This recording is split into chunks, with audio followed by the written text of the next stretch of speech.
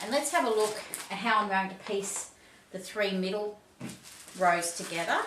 So these are from the rectangle blocks. Okay, so we have 2 pre-embroidered rectangle blocks, and we have 2 printed fabric rectangular blocks as well. So going by the diagram, or by the quilt itself, you've got a bordered embroidery, a printed one, and then another bordered embroidery. The middle row is put together with a rectangle embroidered block, and a bordered embroidered block, and then the other rectangle bordered block. And then the last row is a repeat of this one. So what we'll do is we'll grab a bordered block, okay, and then we put the printed rectangle block on the bottom with right sides together.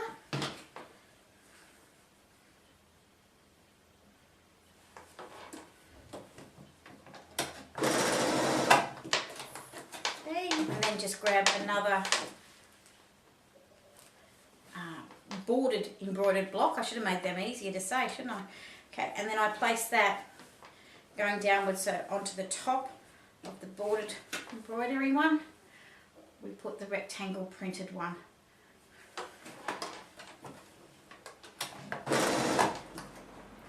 Okay, so that gives us a row that now goes down here, and I'll just make another one exactly the same for the other side.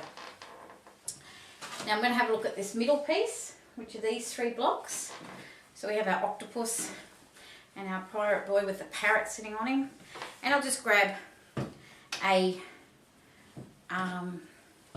one of the bordered embroidered blocks.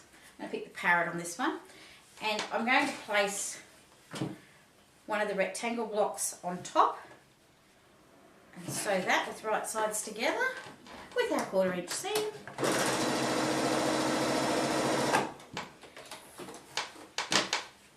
And then on the bottom, I'm going to put the other embroidered rectangle block and sew that together. And that gives us the middle row that goes down through the middle of the quilt. Now I'm going to continue and make the other side one and the bottom piece, and then show you how to put together. Okay, so I've pieced all the blocks together to give us our rows. So we have the 3 middle rows and top and bottom. So now I'm going to piece together the 3 middle rows, right sides together, and you'll find there'll be that there's no real seam to match, you know, like nothing matches up with a seam, so they are the same length. You can pin if you wish and just sew them through. While you're sewing, remember, keep your seams the way you've ironed them as they're going under the foot or through the plate of the machine.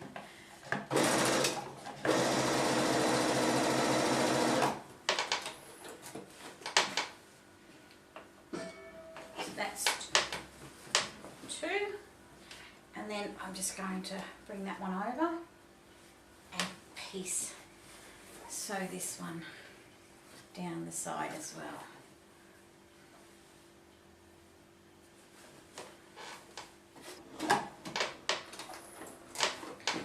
So that now gives us the middle section of our quilt top, and then we just grab our top and bottom rows, remembering to keep that black or the darker fabric towards the middle. So this is the top. Now this will have some seams to match because each block's the same, so just remember to match up your seam, and the way you've ironed it, it should lock in. Grab a pin if you want, just pin that in each seam place.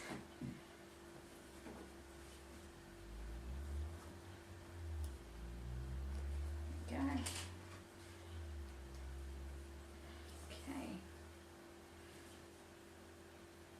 And then we just sew that one on.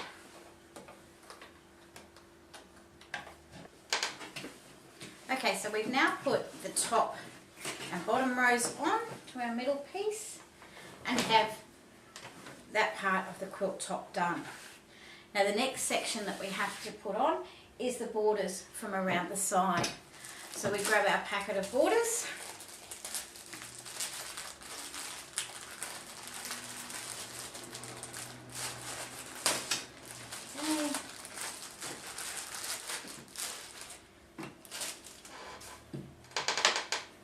And we look at this and we have 4 pieces.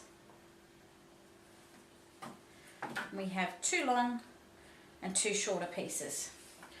So what we put on first are the sides. So I'm going to put the not too long ones on, and then I'm going to put the top and bottom border on.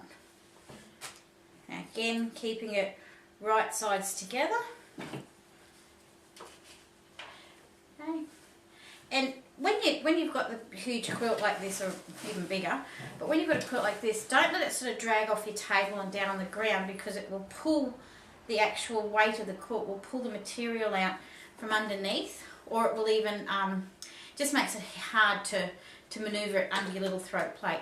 So try and keep it up on the table beside as you're sewing it through, or on your lap, so there's not the weight of the quilt pulling it down. Let's grab this one. And again, as we sew, make sure your seams fall to the way that you've ironed them.